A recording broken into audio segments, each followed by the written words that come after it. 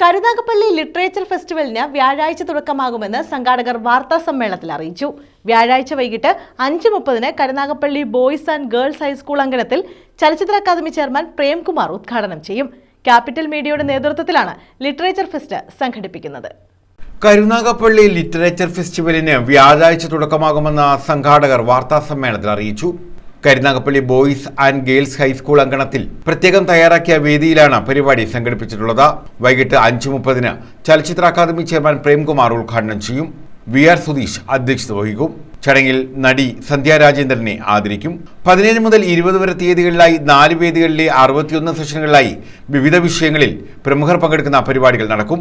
നടൻ വിജയരാഘവൻ, കൽപ്പറ്റ നാരായണൻ, ദീപൻ ശിവരാമൻ എന്നിവരെ ആദരിക്കും. സമാപന സമ്മേളനം 20 വൈകിട്ട് 6 മന്ത്രി VN വാസവൻ ഉദ്ഘാടനം ചെയ്യും.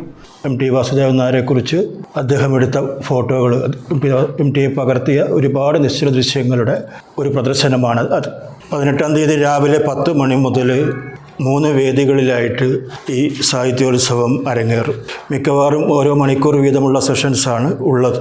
18-ന് രാവിലെ പ്രധാന വേദിയിൽ എഴുത്തച്ഛൻ പുരസ്കാര ജേതാവ് സക്കറിയ സംസാരിക്കും. വാർത്താസമ്മേളനത്തിൽ VR Sudheesh, Pramod Sivadas, advocate R Ambilikuttan, JP Jayalal എന്നിവർ പങ്കെടുത്തു. News bureau, Karunagappally.